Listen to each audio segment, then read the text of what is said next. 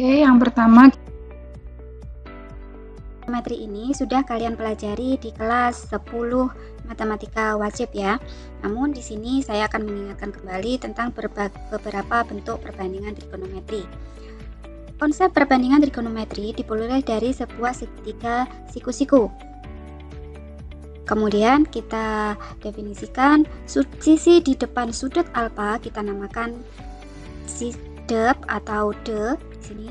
Kemudian yang di samping kita ambil samping, kita ambil sanya, kemudian yang miring kita sebut sebagai sisi mi. Sehingga sin alfa akan sama dengan ya sin demi, berarti depan dibagi miring. Kemudian cos alfa itu adalah cosami, samping dibagi miring. Sedangkan tangen diperoleh dari tandesa, berarti depan dibagi oleh samping. Nah, ini konsep dari perbandingan trigonometri. Sekarang, kalau kita mempunyai sebuah segitiga dengan sudut alfanya di D dan sudut siku-sikunya berada di A, seperti pada gambar, silakan diperhatikan gambar yang ada di samping.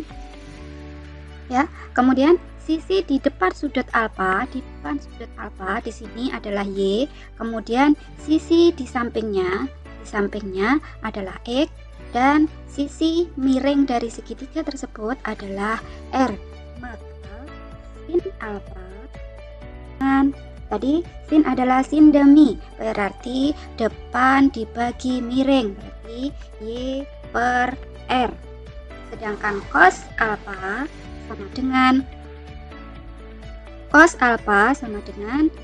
apa tadi? Ya, cosami, berarti samping dibagi miring. Sampingnya X, miringnya adalah R. Selanjutnya sin, cos, dan tangen. Tangen tadi adalah tandesa, ya, berarti depan dibagi samping. Depannya adalah Y, sampingnya adalah X. Nah, ini tadi adalah bentuk dasar dari trigonometri. Oke, sekarang kita lanjutkan ke perbandingan trigonometri pada kuadran 1. Ya, di sini saya tampilkan nilai perbandingan trigonometri pada kuadran 1 terutama pada sudut-sudut istimewa, di mana nilai dari sin 0 adalah 0, cosnya adalah 1, dan tangennya adalah 0. Sedangkan nilai dari sin 30 setengah, cosnya setengah akar 3, dan tangennya sepertiga akar 3.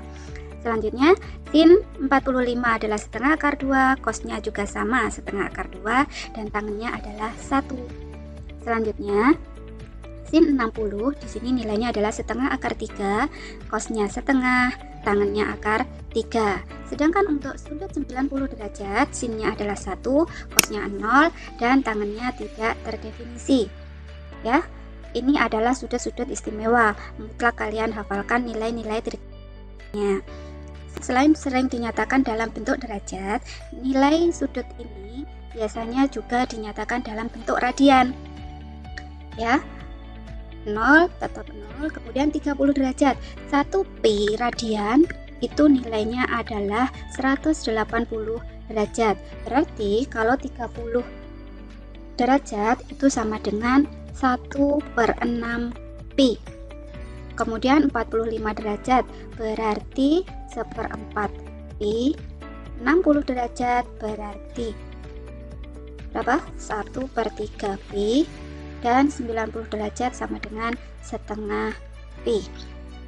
Ini bentuk-bentuk dalam radiannya kalian juga harus paham, kalian hafalkan juga ya.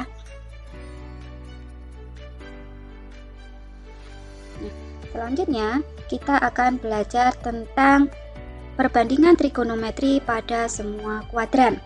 Kita ketahui bahwa kuadran dalam satu putaran penuh di sini kita definisikan menjadi 4 kuadran. Kuadran pertama yakni sudut antara 0 sampai 90 derajat. Sedangkan kuadran kedua yakni sudut antara 90 sampai 180. Kuadran ketiga yakni 180 sampai 270 dan kuadran keempat adalah 270 sampai 360. Jadi di sini 0 derajat akan sama dengan 360 karena satu putaran penuh kembali lagi ke 0. Selanjutnya, untuk kuadran pertama kita bisa menghafalkan bentuk negatif positifnya pada kuadran 1 sampai kuadran 4 dengan catatan di sini. Untuk kuadran pertama itu all, artinya semua nilai trigonometri pada kuadran pertama itu semuanya positif. Kemudian kuadran kedua all sin, di sini yang positif adalah sinnya. Kuadran ketiga tan, berarti tangannya yang positif. Kuadran keempat adalah cos, berarti cosnya yang positif. Jadi kuadran 1 yang positif adalah semua. Kuadran kedua yang positif adalah sinnya. Kuadran ketiga yang positif adalah tangannya, dan kuadran keempat yang positif adalah cosnya. Sekarang bagaimana nilai trigonometrinya atau rumusnya pada kuadran 1, 2, 3, dan 4? Kita lihat pada kuadran 1, kita perhatikan segitiganya di sini. Alfanya ada di sini, kemudian X, dan di sini Y, di sini R. Sisi di depan di sini adalah Y, sisi di sampingnya adalah X, sisi miringnya adalah R. Sehingga sin alfa sama dengan ini untuk kuadran 1 ya. Untuk kuadran 1. Di sini sinnya. Nah, untuk kuadran 1, nilai sinnya kalau kita lihat di sini pada gambar depan dibagi miring, depannya adalah Y, miringnya adalah R, berarti Y per R. Sedangkan cos alfa sama dengan samping dibagi miring, sampingnya adalah X, miringnya adalah R, berarti X per R. Sedangkan tangannya di sini adalah depan dibagi samping, berarti Y per X. Ini untuk kuadran 1. Sekarang untuk kuadran 2. Kuadran 2 ya, kuadran 2. Depannya adalah Y, sampingnya adalah min X, sedangkan miringnya adalah R, sehingga sin alfa sama dengan Y per R, cos alfa sama dengan min X per R, dan tangen alfa diperoleh dari Y per min X. Atau kita tulis min Y per X. Jadi di sini kalau kita lihat pada kuadran 2 yang positif adalah nilai sinnya. Selanjutnya pada kuadran 3. Kuadran 3. Kuadran ketiga di sini sudutnya adalah antara 180 sampai 270. Kita lihat di sini sinnya diperoleh dengan sin, berarti min Y per R. Cosnya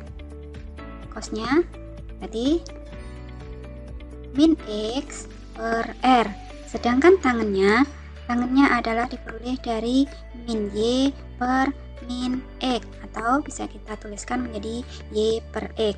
Nah, kalau kita lihat di sini nilai yang positif adalah tangannya. Terakhir untuk kuadran 4. Kuadran 4. Ya, untuk kuadran 4 silakan diperhatikan gambarnya di sini. Ya.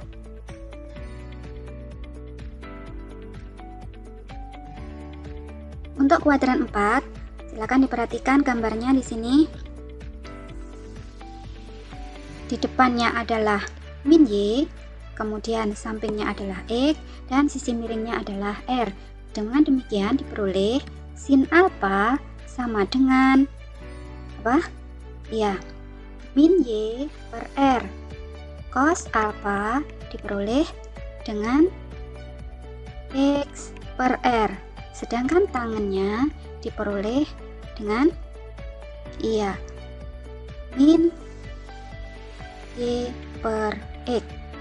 Nah, kalau kita perhatikan di sini yang positif adalah X cos alfanya, sehingga sudah benar ya, sudah terbukti bahwa kuadran pertama all artinya semua positif. Di sini kuadran pertama semuanya positif, sedangkan kuadran kedua ada di sini. Kuadran kedua di sini yang positif adalah sinnya, kuadran ketiga yang positif adalah tangennya, dan kuadran keempat yang positif adalah cosnya, sehingga kita bunyikan di sini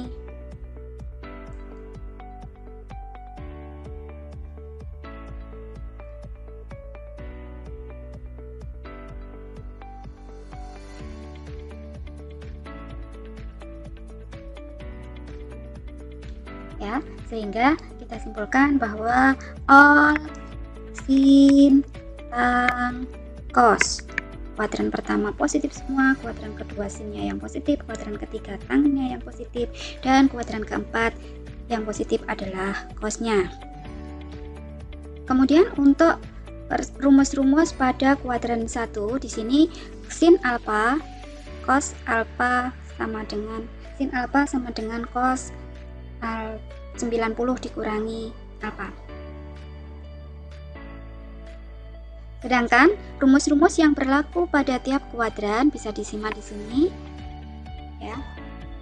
Silakan kembali buka bukunya di kelas 10. Ini sudah disampaikan di kelas 10 pada matematika wajib tentang rumus-rumus di berbagai kuadran.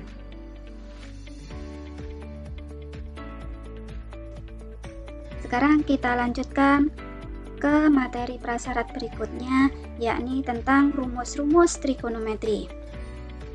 Ya, yang pertama adalah identitas trigonometri. Tadi rumus dasar dari trigonometri kita memperoleh 3 buah bentuk, yakni sin alfa sama dengan Y per R, cos alfa sama dengan X per R, dan tangen alfa sama dengan Y per X. Nah, kemudian dari rumus tersebut kita kembangkan, diperoleh rumus yang pertama adalah kosekan. Jadi ini namanya kosek. Kosekan itu adalah kebalikan dari sin, sehingga dituliskan di sini kosekan alfa sama dengan alfa, kotan alfa sama dengan 1 per tangen alfa. Jadi kosekan kebalikan dari sin. 1 per sin alfa bisa dituliskan juga di sini nilai sin dibalik menjadi R per Y. Kemudian sekan itu sama dengan kebalikan dari cos atau 1 per cos, sehingga bisa dituliskan juga di sini sama dengan R per X. Untuk kotan alfa itu adalah kebalikan dari tangan, sehingga bisa dituliskan di sini adalah X per Y. Nah, sekarang kita lanjut ke identitas trigonometri. Bentuk yang pertama diperoleh di sini sin kuadrat A ditambah cos kuadrat A sama dengan 1. Harus benar-benar kalian pahami ya. Kemudian kosekan kuadrat alfa dikurangi kotangan kuadrat alfa sama dengan 1 juga, dan sekan kuadrat alfa dikurangi tangan kuadrat alfa di sini juga 1. Ini juga sudah dipelajari di matematika wajib kelas 10. Nah, dari bentuk yang ada di atas kita bisa kembangkan pula bahwa tangen alfa di sini sama dengan sin alfa per cos alfa sama dengan Y per X. Sedangkan kotangan itu jelas kebalikan dari tangan, berarti bisa diperoleh di sini adalah cos per sin, yaitu X per Y. Untuk yang pertama, sekarang ini selisih nilai trigonometri pada jumlah dan selisih sudut, 2 sudut ya. Selanjutnya kita pelajari tentang rumus-rumus trigonometri dalam Selanjutnya kita pelajari tentang rumus-rumus trigonometri yang menyatakan Selanjutnya, kita pelajari tentang rumus trigonometri pada jumlah dan selisih dua sudut. Ini sudah kita pelajari sebenarnya pada matematika peminatan kelas 11. Yuk silakan dibuka kembali buku kelas 11-nya ya. Yang pertama, sin A ditambah B itu akan sama dengan sin A cos B ditambah cos A. Dan sin A min B sama dengan sin A cos B dikurangi cos A sin B. Selanjutnya, cos A ditambah B sama dengan cos A cos B dikurangi sin A sin B. Dan cos A min B sama dengan cos A cos B dikurangi sin A sin B. Tangan A ditambah B sama dengan tangan A ditambah tangan B per 1 dikurangi tangan A kali tangan B. Dan yang terakhir, tangan A dikurangi B sama dengan tangan A dikurangi tangan B per 1 ditambah tangan A plus tangan B. Kemudian kita lanjutkan ke identitas fungsi trigonometri sudut rangkap. Materi ini sebenarnya sudah pernah kalian dapat pula di matematika peminatan kelas 11. Silakan bukunya ya. Ini adalah bentuk-bentuk trigonometri sudut rangkap di mana sin 2A sama dengan 2 sin A dikali cos A. Bentuk ini sering sekali keluar ya. Kemudian bentuk cos juga sering sekali keluar. Jadi silakan dipelajari dan dihafalkan dengan baik. Cos 2 alfa mempunyai 3 bentuk. Yang pertama, cos 2 alfa sama dengan cos kuadrat alfa dikurangi sin kuadrat alfa, atau sama dengan juga 1 dikurangi 2 sin kuadrat alfa, atau sama dengan 2 cos kuadrat alfa dikurangi 1.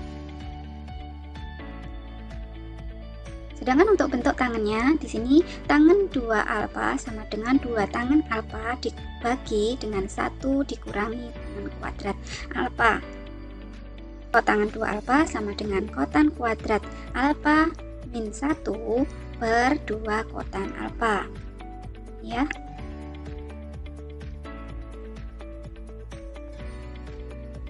Sekarang kita lanjutkan rumus perkalian trigonometri. 2 sin A cos B sama dengan sin A ditambah B ditambah dengan sin A min B. Dan untuk yang kedua, untuk cos dikali sin, 2 cos A sin B sama dengan sin A ditambah B dikurangi sin A dikurangi B. Sedangkan untuk bentuk perkalian cos-cos berarti 2 cos A dikali cos B sama dengan cos A ditambah B ditambah cos A min B. 2 sin A sin B sama dengan min cos A plus B ditambah cos A min B. Ya, yang ini adalah rumus penjumlahan trigonometri. Ini juga sudah ada di materi matematika peminatan kelas 11. Itu silakan dibuka kembali bukunya dan silakan dilanjut pada soal latihannya.